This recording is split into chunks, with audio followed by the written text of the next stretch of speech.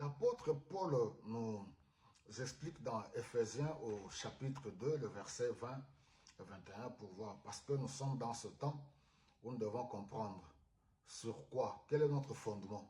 Le fondement de notre vie chrétienne, de notre foi, à cause des dérives, des hérésies, voilà, donc à cause des tentations du diable, et ainsi de suite. Il dit au verset 20, vous avez été édifiés sur le fondement. Le vous là, c'est-à-dire nous les croyants, nous qui avons librement cru en Jésus-Christ, librement cru avec joie en Jésus-Christ, vous avez été édifiés sur le fondement des apôtres et des prophètes. Les prophètes qui représentent l'Ancien Testament parce qu'ils ont annoncé la venue du Messie. De l'autre côté, les apôtres, nous le voyons dans les épîtres, dans le Nouveau Testament, Jésus les a appelés. Voilà, l'Église a été fondée et ils sont en train de travailler, ils ont travaillé pour persister, faire persister l'œuvre de Dieu jusqu'au retour de Jésus-Christ. Et il dit, Jésus-Christ lui-même étant la pierre angulaire, la pierre centrale. Alléluia. Les 4 évangiles, Jésus est venu, il a été annoncé par les prophètes. Il est venu, les 4 évangiles nous montrent la vie, alléluia, son ministère terrestre, l'œuvre qu'il a accomplie pour sauver les âmes. Alors, par là, nous comprenons que nous formons la maison de Dieu, le temple du Seigneur, nous, le corps du Christ, les croyants, nous sommes le temple de Dieu. Alors, le fondement, nous avons pour fondement la parole de Dieu. Cette parole, comme je dis, nous avons cru à la parole, aux Saintes Écritures. Notre foi est fondée sur toute la Bible. Nous prenons ce qu'ont annoncé les prophètes dans l'Ancien Testament, les 4 évangiles, la vie terrestre de Jésus-Christ, son ministère, l'œuvre à la croix, et puis les apôtres. Alors, si nous allons un peu plus loin, nous allons voir que même dans Apocalypse, au chapitre 21, dans la vision de Jean, dans l'île de Patmos, il voit la nouvelle Jérusalem, la maison céleste.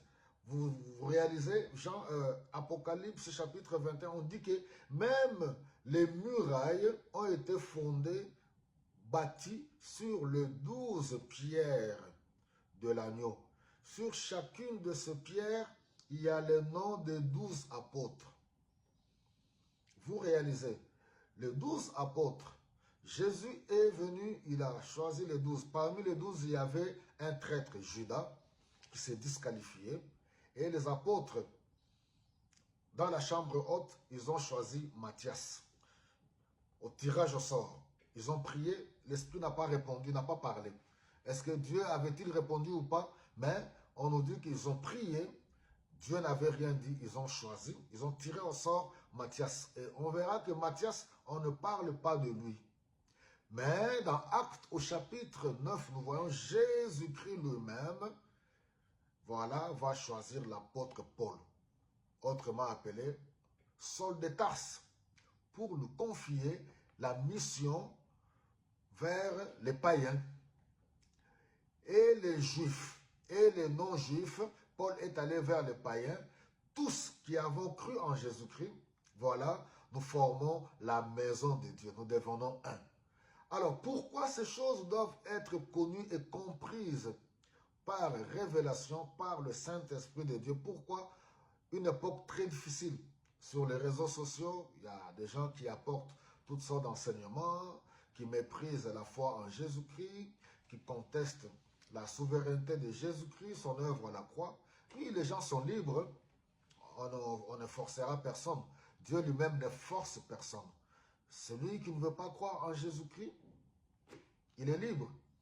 Mais pour nous qui avons cru, toi mon frère, toi ma soeur, le secret, voilà, le fondement de ta foi, c'est la parole de Dieu. Alléluia. C'est la parole, l'Ancien Testament, les prophètes qui ont annoncé Jésus-Christ, le Nouveau Testament, ensemble par le Saint-Esprit, voilà la clé. Donc que le Seigneur nous aide, là où nous nous trouvons, de demeurer fermes dans la foi. Vous vous rappelez la parabole que le Seigneur avait donnée dans l'évangile selon Matthieu, une maison qui était bâtie sur le sable et l'autre sur le roc. Comment résister à la tempête? La tempête, cette époque-ci, il va y en avoir encore. Des orages, des tempêtes, de toutes sortes. Le monde va davantage être secoué. C'est pour cela qu'il faut avoir une foi ferme, une foi qui est bâtie sur le roc, la parole de Dieu. Avoir une foi ferme et solide, en dépit de la tempête, les épreuves de la vie, les tentations de l'ennemi, les hérésies et toutes sortes de dérives, même de ceux qui se disent hommes de Dieu. Ces choses risquent d'emporter plusieurs si vous n'avez pas un fondement solide. Rempli du Saint-Esprit, que le Seigneur vous bénisse abondamment.